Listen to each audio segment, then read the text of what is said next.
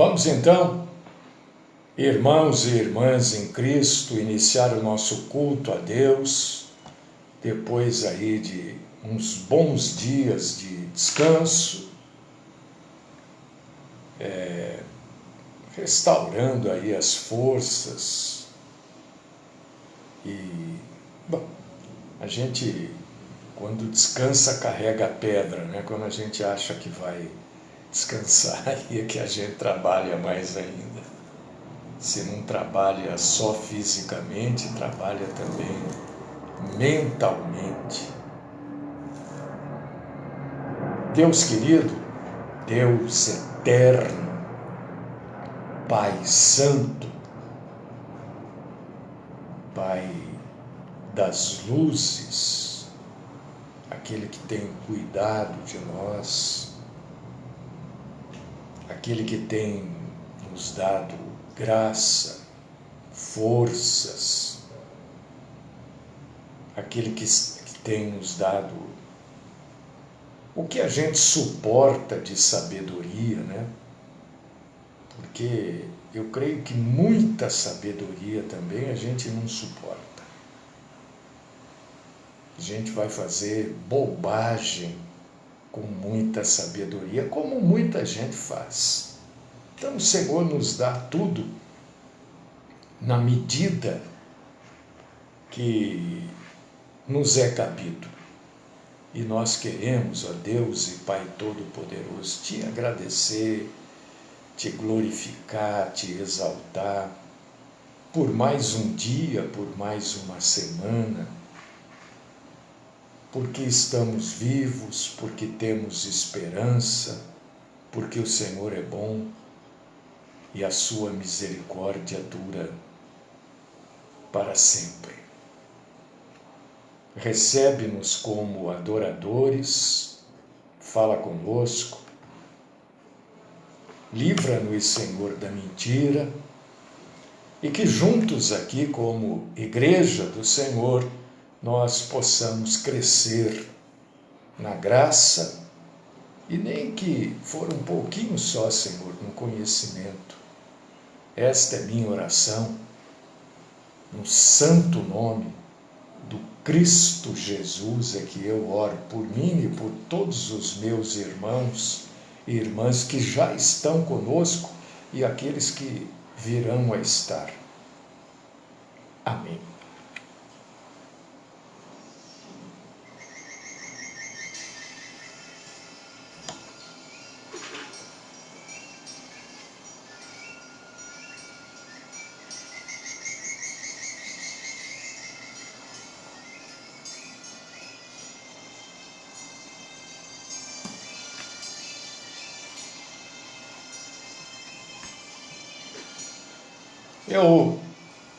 Eu estava dizendo na abertura desta data, né, 11 de setembro, foi uma data que abalou o mundo todo, né? Muito triste, muitas mortes, coisa, né, comum no mundo. E quantas profecias, não são profecias, na verdade, são profetadas, né? Surgiram naquela época. Alguns até falavam que o Osama Bin Laden era o anticristo. Enfim, há sempre, todas as épocas, todos os tempos, há sempre alguém que diz, né, que recebeu uma palavra de Deus, que Deus falou isso, falou aquilo, que era para ele, para esta pessoa levar esta nova informação para o povo.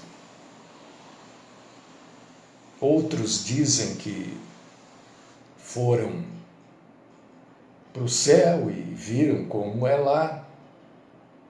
Outros dizem que os anjos os carregaram para o inferno, para que eles vissem como é o inferno. Até estava vendo ontem um vídeo. Eu vou parar aqui, eu não vou continuar falando do vídeo, porque senão eu vou usar termos grosseiros para com esta pessoa e eu não quero. Essa pessoa disse que foi para o inferno, viu como era lá e tal.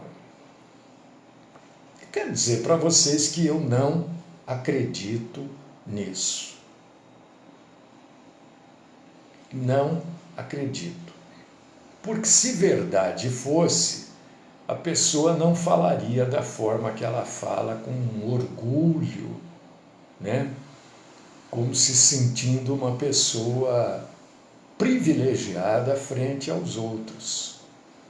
Paulo, quando teve a sua experiência espiritual, ele nem diz que foi com ele. Então a gente vê a diferença, né, de como é ser cristão e como é a diferença de querer se exibir, né?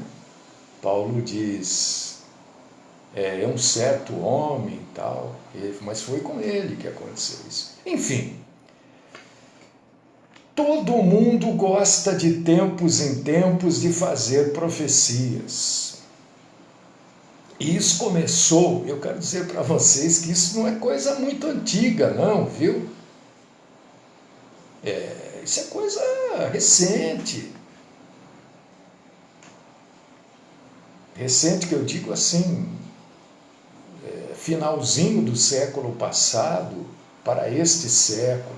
É claro que neste século aqui, as coisas são mais comuns nesse ramo das profecias. Mas na década de 50, era o medo e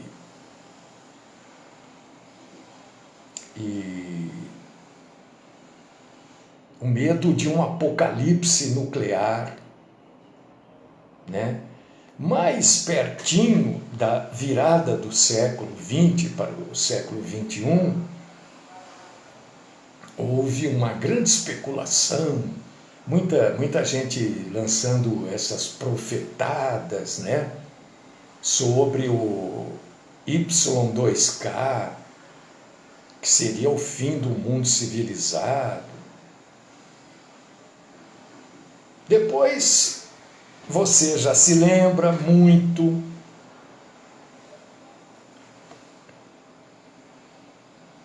surgiu aquele papo, mais especificamente em 2012, uma agitação cultural, inclusive, né? De que o mundo iria acabar porque o calendário maia indicava o fim do mundo em 2012. Você se lembra disso? Os maias previram o final dos tempos agora para 2012. Não aconteceu nada. 2012 passou, não houve nada. Agora, mais recentemente, uma discussão, principalmente nos meios cristãos, né, evangélicos, sobre a lua de sangue. Lembra? Olha, a lua de sangue é um sinal de eventos catastróficos. Não aconteceu nada. Aconteceu o que acontece, né? Terremoto, chuvas fortes, incêndios, explosões, e vai por aí afora o que acontece normalmente, o que sempre aconteceu no mundo, né? Você sabe que a América era grudada com a África. E houve um rompimento há sei lá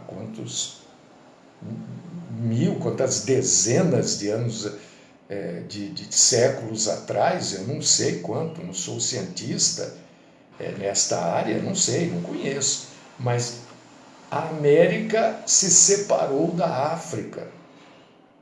Então esses eventos são comuns.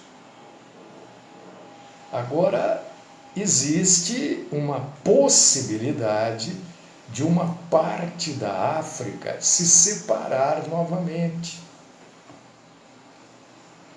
Já estão detectando rupturas enormes no solo, né? Grandes abismos. Isso é normal.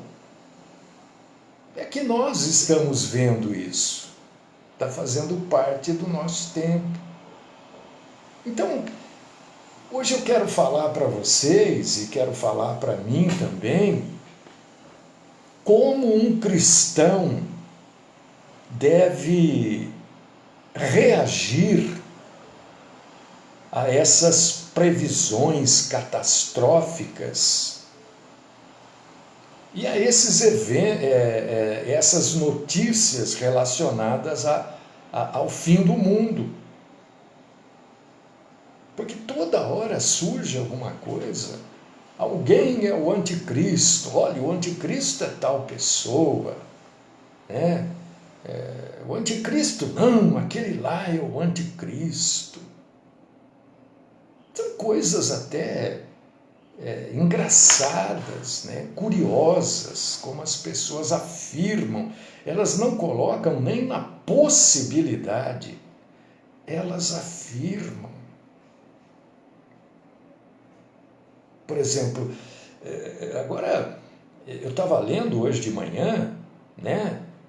Se o Putin vier para o Brasil, ele vai ser preso, ele não vai ser preso.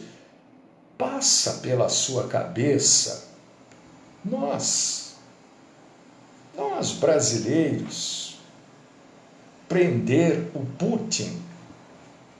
O que acontece? O que imagina você, né? Se o Putin for preso aqui no Brasil? Mas não tem cabimento, vai ser preso coisa nenhuma. Vai ser preso, que larga de ser... Não, olha, pode vir porque você não vai ser preso. Mas claro que não vai ser preso. Mas que bobagem, que coisa infantil. Parece que os homens estão... Diz que quando a gente fica velho, e é mais ou menos por aí, eu tenho observado isso, a gente vai voltando à infância, né? É uma infância diferente, mas é uma infância... Eu acho que alguns homens estão, né, fazendo xixi e cocô nas fraldas, né? Então, falar em prender Putin, mas olha, brincadeira, né? Isso é piada, e eu dou risada mesmo. Então, qual que é a nossa perspectiva cristã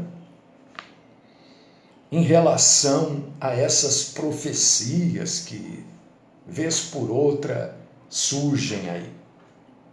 Faz isso, não faz aquilo, né? Tanta coisa boba. A nossa melhor posição, eu não estou dizendo, olha, longe de mim, hein, dizer o que você deve ou não fazer. Estou trazendo o assunto à luz de uma perspectiva bíblica. Você faz o que você quiser, você reage da forma que você quiser.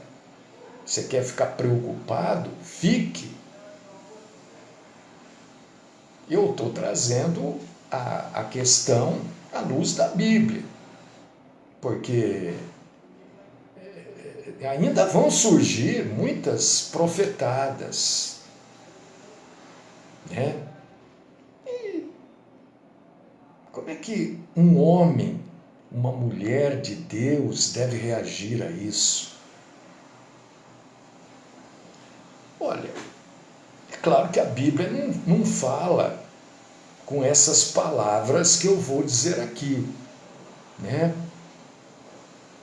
Mas eu tenho feito isso já de um bom tempo a esta parte, e depois eu vejo, não aconteceu nada.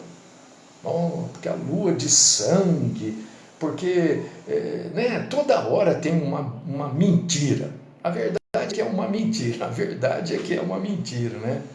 A gente deve, quando ouve dessas profecias, o cristão bíblico, porque está cheio de cristão aí que não é bíblico. Acabou. Primeira coisa que o cristão deve fazer frente a uma nova profecia: respirar bem fundo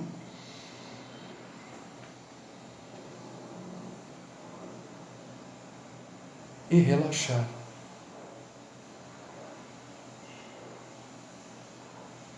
Não é? Pastor, será que é isso, Mário? É. Respirar e relaxar. Se você é um cristão bíblico, ou uma cristã bíblica, você deve saber que este mundo, em algum momento, ele vai acabar. Nenhum ser humano vai conseguir impedir isso. Nem a NASA, nem a Organização Espacial da Rússia, nem a China, nem o Japão, nem o Canadá, ninguém vai conseguir impedir. Porque a Bíblia diz em 2 Pedro, capítulo 3, versículo 10, que esse mundo vai acabar. Então não adianta você ficar preocupado, vai acabar. Num determinado momento, este mundo vai acabar.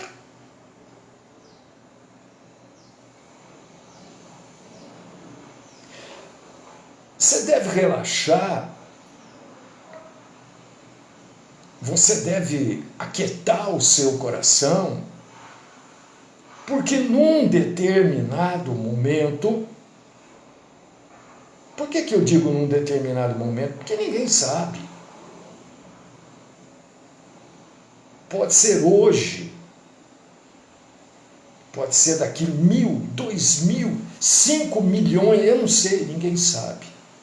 Mas o que eu sei, aquilo que a Bíblia diz, que eu creio, que num determinado momento Cristo retornará. Está lá em Apocalipse 19, do 11 ao 13.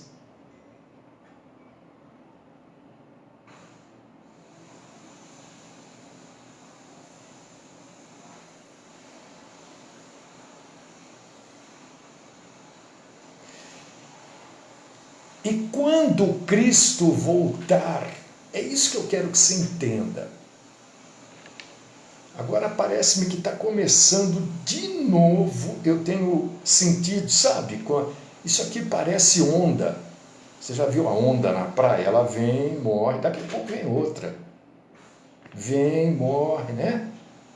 Agora estão começando de novo com esse papo, com essa conversa sobre a marca da besta. Está surgindo de novo.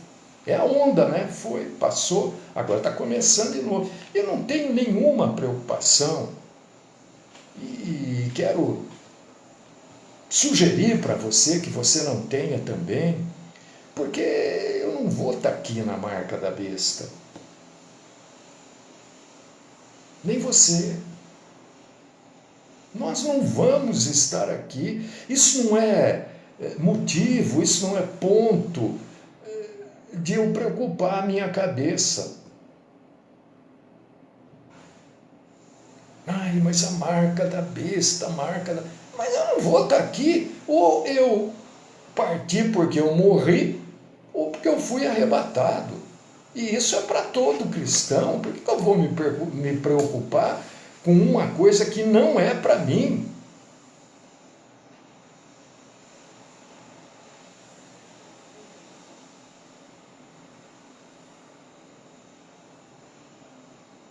O que nós temos que nos preocupar, queridíssimos irmãos e irmãs em Cristo, é que cada pessoa na Terra está agora a uma fração de segundo do dia do juízo final pessoal. Pessoal. Isso está lá no Salmo 39, no verso 5.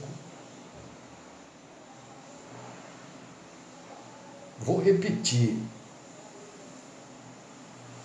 Cada pessoa da face da terra está a uma fração de segundos, de segundo ou melhor, do juízo final pessoal, do seu juízo final. Não do juízo final geral, mas cada um, porque a pessoa pode ter, qualquer um pode ter um ataque cardíaco. Qualquer pessoa. Ninguém está livre. Não, porque eu fui no médico, porque eu fiz check-up, porque... Sim. Mas ninguém está livre. A qualquer instante pode estourar uma terceira guerra mundial. Ninguém sabe. Quem é que tem? Você tem algum botão aí que impeça a terceira guerra mundial na sua casa? Você tem algum botão aí? Não. Quem tem são as grandes potências. Acidente. Quem é que está livre de um acidente? Não, eu sou cuidadoso. Mas raramente eu atravesso fora da faixa. Mas e daí? Eu estou na faixa. E a outra pessoa que está dirigindo pode se distrair, sei lá, pode ter um problema físico e me atropelar. Você pode escorregar aí na sua casa, meu irmão, minha irmã, num caroço de azeitona que você comeu ontem. Ah, mas eu não jogo, nem eu jogo essas coisas no chão, você acha? Mas às vezes caiu, uma criança jogou. A hora que você foi jogar aí no lixo, caiu, bateu na pia, caiu no chão e você, papum, foi. Então tem certas coisas que podem nos deixar cara a cara com o nosso Criador muito mais prontamente, irmão e irmã, do que uma catástrofe global, do que terremoto, do que uma enchente. Isso está na Bíblia. Não com essas palavras, é claro. Mas está na Bíblia. Tiago, capítulo 4, versículos do 13, 14, 15.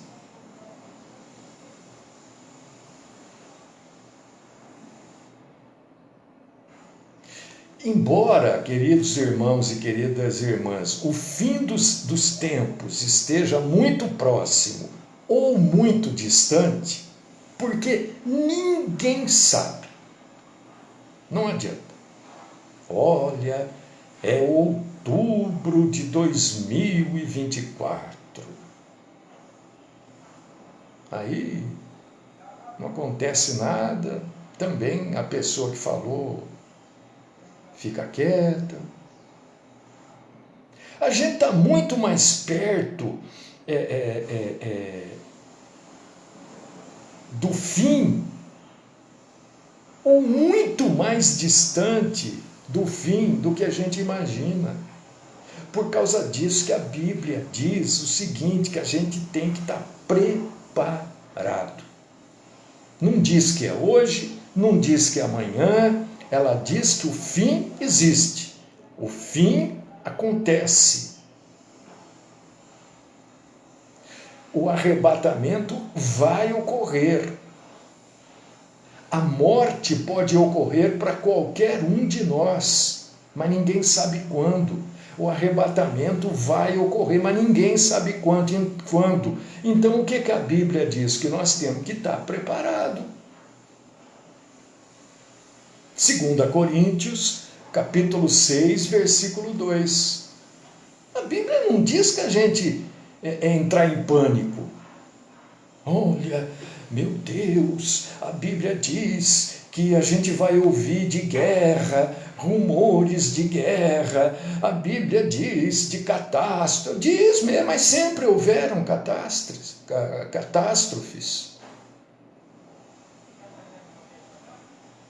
E vão continuar acontecendo.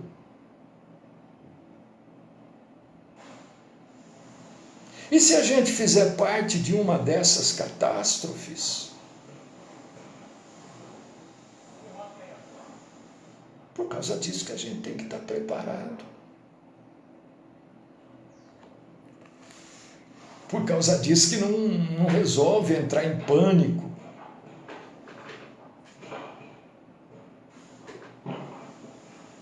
Tem gente que gosta de pânico, de barulho, né? Essas previsões aí, pura especulação. Porque eu sonhei. Problema seu. Se você não sonhar, você tem problema. Tem um Mário aqui que está tratando dessas coisas agora. Você sonha, todo mundo sonha. Que bom que sonha. Isso causa mito, isso causa histeria, por causa da desinformação. Não adianta ficar, respira fundo, relaxa, porque o mundo vai acabar mesmo. Amanhã ou depois, sei lá eu quando, a Bíblia diz que este mundo vai acabar, não diz? Ou não é isso que está lá em 2 Pedro 3,10? Você acha que os maias, quando fizeram... Gente, isso tudo é conversa dessa gente que se diz muito ligada à cultura disso, à cultura daquilo. Eu acho, opinião pessoal. Os maias, quando fizeram aquele calendário lá, né, eles não estavam pensando na previsão do fim do mundo, nada. Você acha que aquele negócio do Y2K lá, que os especialistas em informática, né, estavam prevendo o fim do mundo com aquilo? Claro que não. A especulação levou a isso.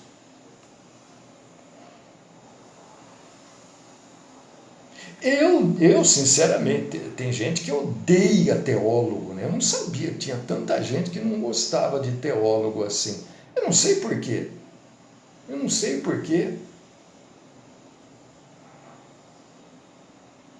Sinceramente, eu não sei por quê. Eu volto a falar.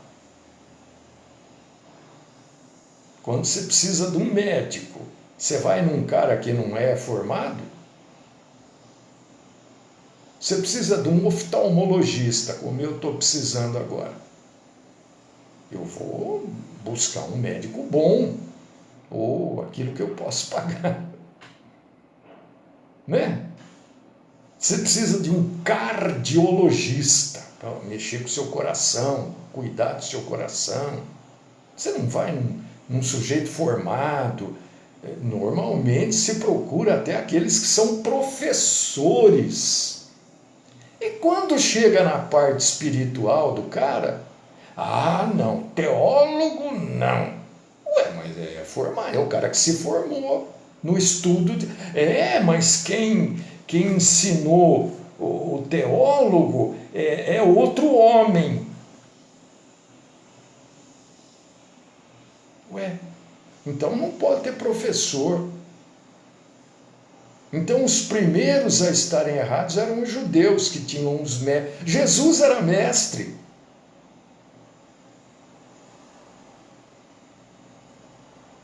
Jesus era mestre, era professor. Com 12 anos de idade, segundo a Bíblia, né? Eu não sei se vocês acreditam ou não. Jesus estava fazendo o que numa sinagoga quando ele desaparece? Estava ensinando. É claro que a gente vai aprender de outro homem. Nós nos relacionamos com o homem. Não vai descer um anjo aqui para te ensinar, não. Então, o que eu quero dizer é o seguinte, que nenhum teólogo sério, é porque não tem advogado meia boca, não tem médico meia boca. Claro que tem, todo mundo sabe. Não tem motorista meia boca, tem teólogo meia boca também. Mas nenhum teólogo sério, né, achava, por exemplo, que a lua de sangue era um indicador para algum evento em particular.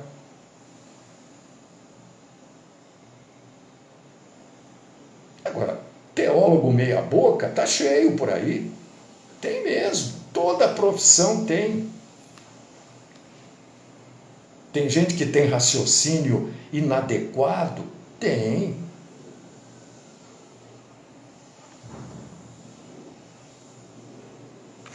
Então você não pode ter raiva daquilo que você não entende ou não conhece.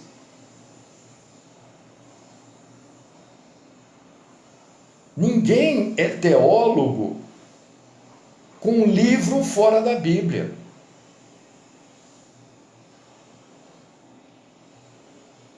A base é a Bíblia. A base é a Bíblia.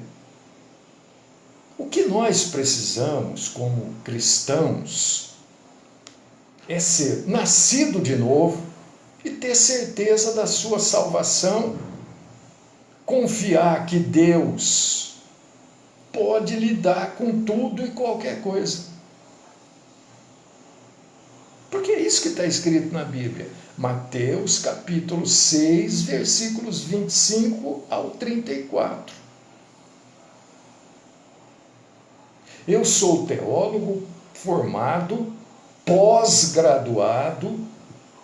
Eu vim aqui alguma vez com um outro livro aberto que não seja a Bíblia. Eu indiquei para você algum livro para você ler que não seja a Bíblia Sagrada?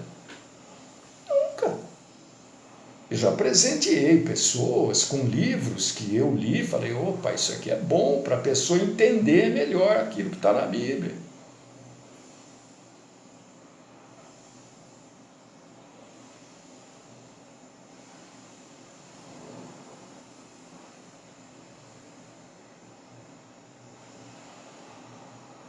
É impossível, queridos irmãos e queridas irmãs, prestem atenção nisso que eu vou dizer. Porque você pode estar achando o assunto banal. Tem gente que não gostei da pregação hoje. Foi pregada a Bíblia? Então, não tem gostei. Hoje eu gostei, ontem eu não gostei. Não existe isso.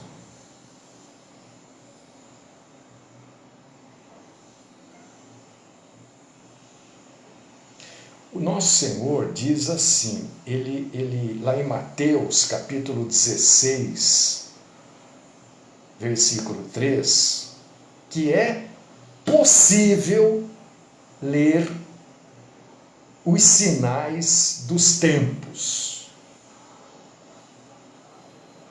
Não é isso que está lá? Ou nos leva a entender isso?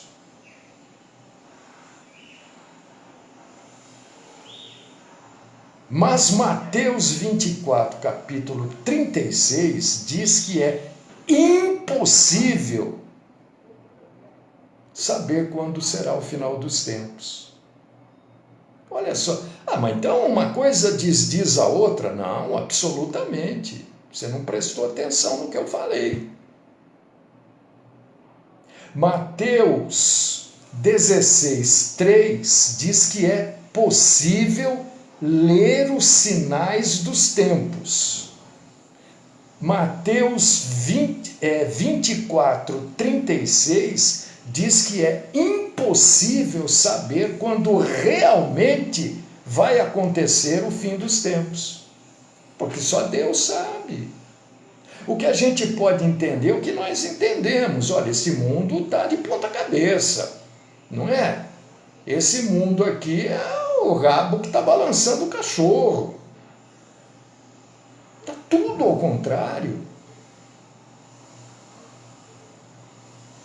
Isso é um sinal que Deus falou, olha, vocês têm que ficar de olho nessas coisas aí. Não seguir as coisas erradas, as coisas que são contrárias à minha palavra. Porque isso é um sinal do fim dos tempos. Claro que isso tudo é um sinal. Não precisa ser a lua de sangue. Né? Ontem eu estava mexendo na televisão, estava vendo... Bom, deixa eu ficar quieto, senão isso vai dar problema amanhã ou depois para mim.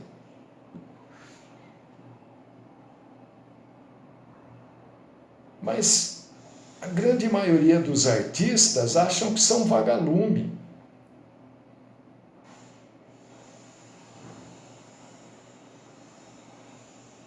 Se é que você me entende. Então, ao invés da gente ficar se concentrando em data, em rumores, a gente deve se concentrar primeira coisa que a gente deve se concentrar, conhecer o verdadeiro evangelho. Segunda coisa, levar o verdadeiro evangelho para o maior número de pessoas possível. É o que a gente fala, gente, ajuda a gente a divulgar a programação. Entrou lá no YouTube, dá um likezinho lá, envia o vídeo. Mas a pessoa não quer, problema dela. Eu estou aqui há anos, gente, já passou de 20 anos, trazendo aqui o evangelho. A maioria das pessoas não querem. Se eu fosse, claro, eu gostaria de ter aqui 500, 600, 1000 pessoas. Claro, mais pessoas ouvindo a verdade e se afastando da mentira, mas nunca foi assim. A maioria não quer, a maioria quer outras coisas.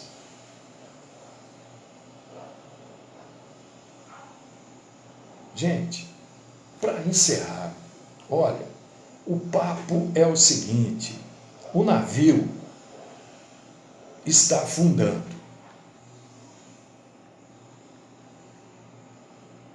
O navio está afundando. Antes da gente ficar se preocupando, né? Por que o navio está afundando? Como que o navio vai afundar? Se ele vai afundar de proa, sabe o que a gente precisa fazer? É colocar colete salva-vida nas pessoas e encher os botes de gente. Não adianta ficar preocupado. Olha, o navio está afundando. Ele vai... Não, ele vai afundar daquele lado. Não, ele vai virar, ele vai emborcar. Olha, também, olha, ocupa. Não resolve. O navio está afundando. O que nós temos que fazer? Salvar pessoas.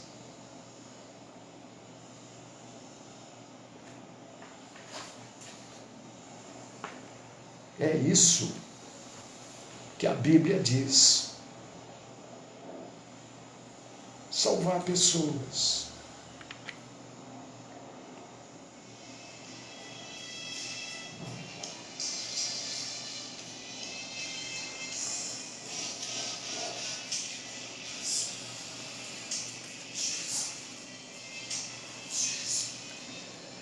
Senhor nosso Deus, nosso Pai, todo-poderoso, eterno e maravilhoso, Senhor da glória.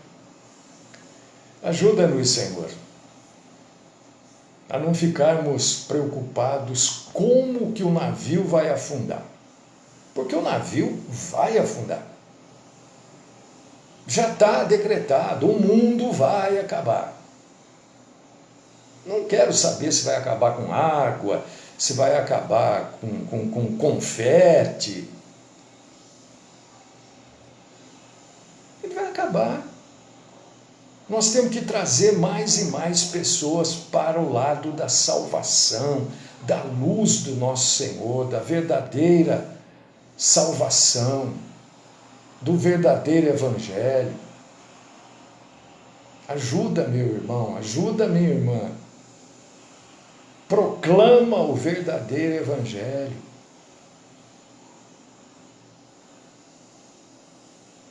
Viva o verdadeiro evangelho. Esta é minha oração no nome do Cristo Jesus. Amém.